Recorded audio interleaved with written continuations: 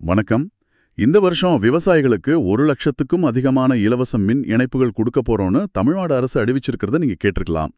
ஒருவேளை உங்களுக்கு விவசாய நிலம் இருந்து நமக்கு ஒரு கனெக்ஷன் வாங்கலாமே, ஆனா எப்படி ஆரம்பிக்கிறதுன்னு யோசிச்சுட்டு இருந்தீங்கன்னா இந்த உரையாடல் உங்களுக்கானது தான். ஆமா, இது நிறைய பேரோட மனசுல இருக்கிற ஒரு கேள்வி. நீங்க எங்களோட பகிர்ந்துகிட்ட இந்த தகவல்களை வச்சு இந்த திட்டத்தோட எல்லா பக்கங்களையும் நாம கொஞ்சம் ஆழமாக பார்க்க போறோம். சரி. சும்மா வரிசையில நின்னு வாங்குற இலவச திட்டம்ல இருந்து காசு கட்டி உடனே வாங்குற ஸ்பெஷல் திட்டங்களை வரைக்கும் எல்லாத்தையும் பத்தி பேசுவோம். எப்படி ஆரம்பிக்கலாம்? இது வெறும் கரண்ட் கனெக்ஷன் பத்தின விஷயம் மட்டும் இல்ல. ஒரு காலத்துல நம்ம விவசாயம் ஏற்றம் இறைக்கிறது, கமலை ஏற்றம்னு மனித உழைப்பையும் மாடுகளையும் நம்பி இருந்துச்சு. ஆமா ஆமா. ஆனா இன்னைக்கு ஆழ்துளை கிணறு இல்லாம விவசாயத்தை நினைச்சு கூட பார்க்க முடியாது. இந்த மாடர்ன் விவசாயத்துக்கு கரண்ட் தான் உயர்நாடி. நிச்சயமா.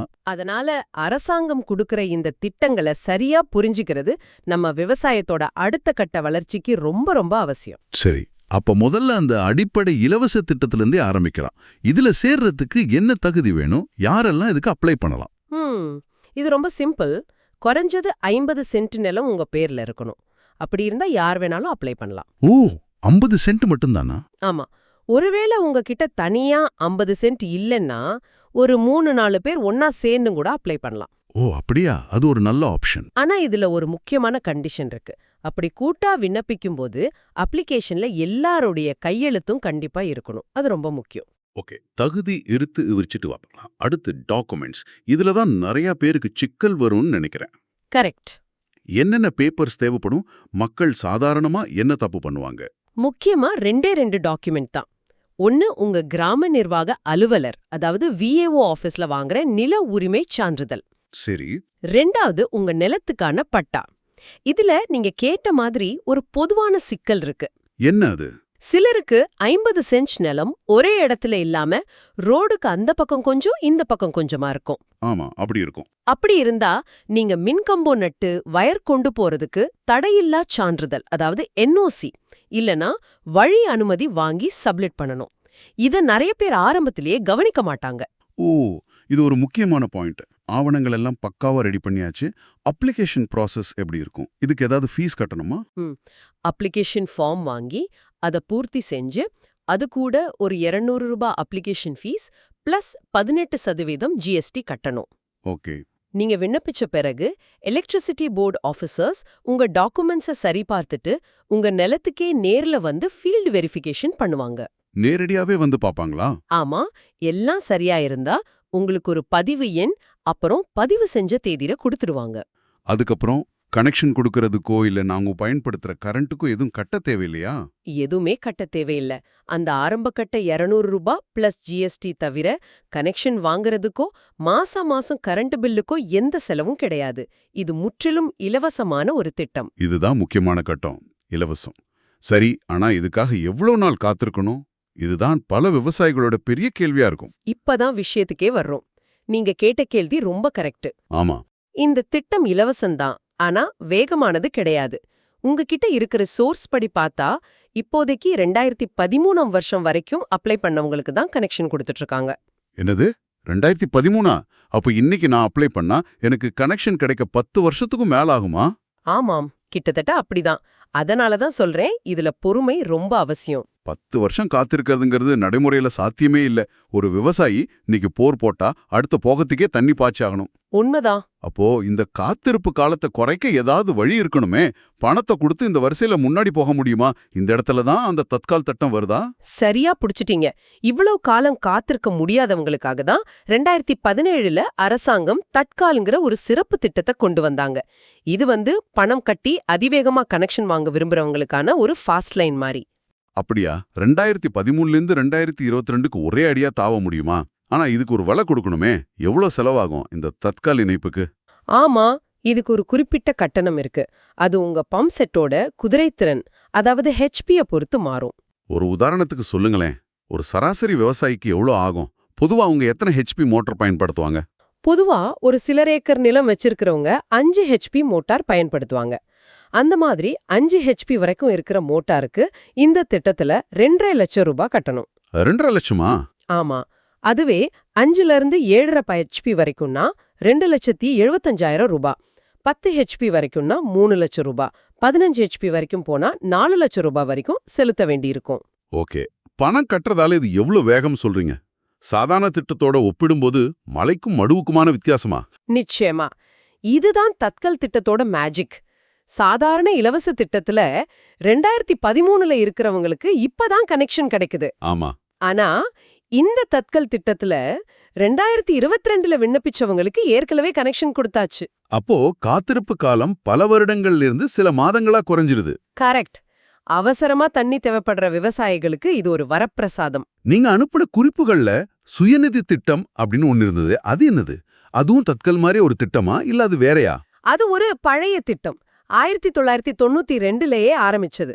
இதுல நீங்க 10,000, 25,000, 50,000ன்னு 3 பிரிவுகள்ல டெபாசிட் கட்டி பதிவு செய்யலாம். ஆனா இதுல ஒரு பெரிய ரிஸ்க் இருக்கு. என்ன ரிஸ்க்?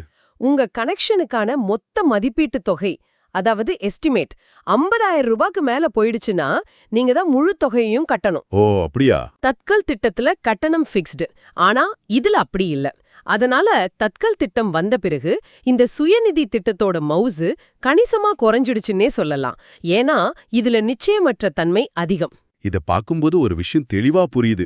அரசாங்கம் 2 வழிகளை திறந்து வச்சிருக்கு.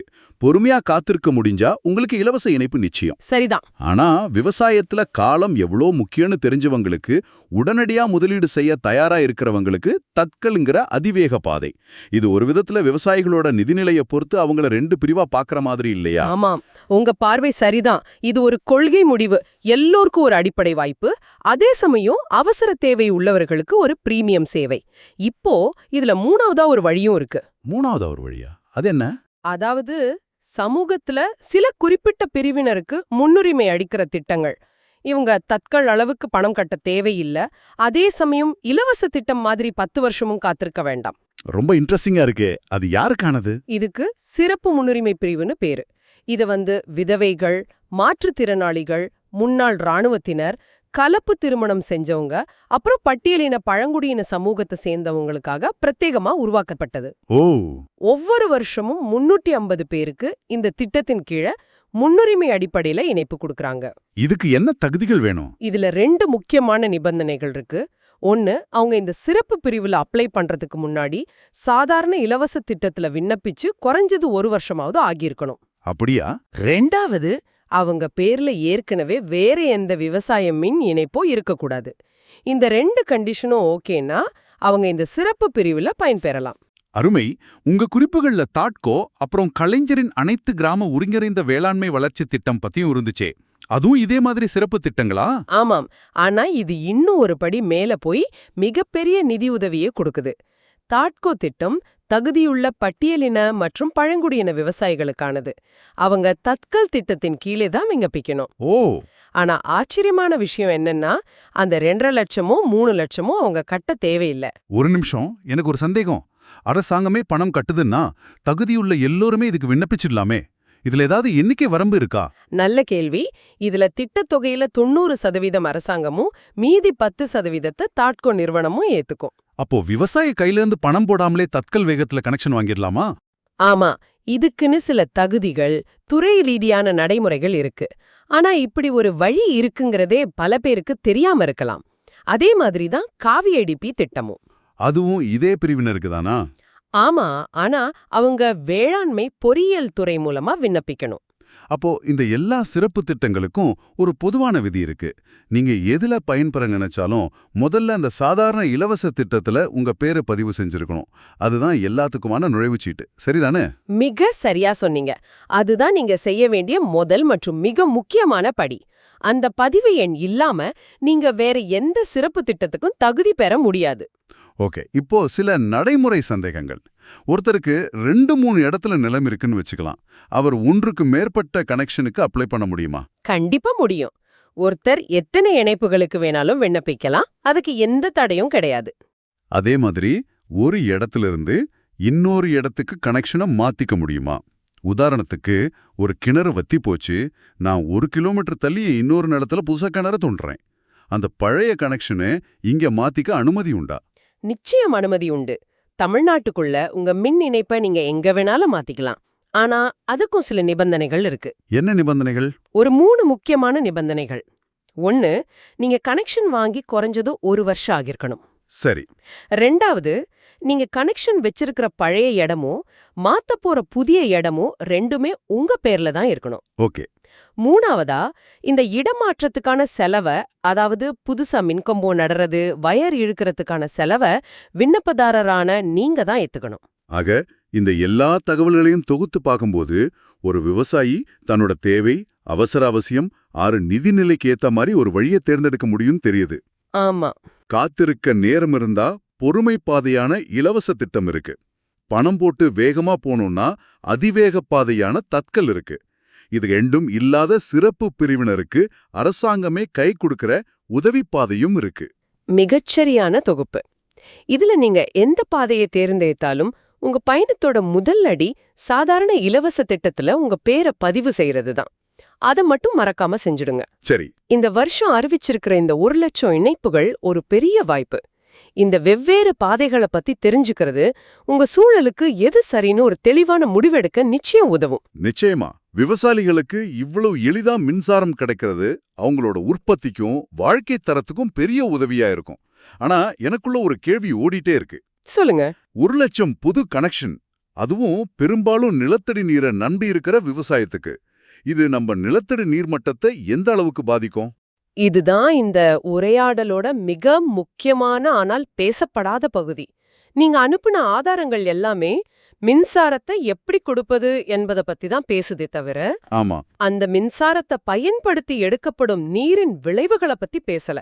மின்சாரம் எளிதாக கிடைக்கும்போது தண்ணீர் பயன்பாடும் அதிகமாகுங்கிறது இயல்பு. கரெக்ட். நம்ம விவசாயிகளுக்கு ஆதரவு கொடுக்கறத வரவேற்கிற அதே நேரத்துல நம்ம முக்கியமான நீர்வளத்தை எப்படி நீடித்த முறையில நிர்வகிக்க போறோம்? இந்த ஆதாரங்கள்ல இது இல்லைனாலும் இதுதான் நம்ம அடுத்து சிந்திக்க வேண்டிய ஒரு ஆழமான கேள்வி.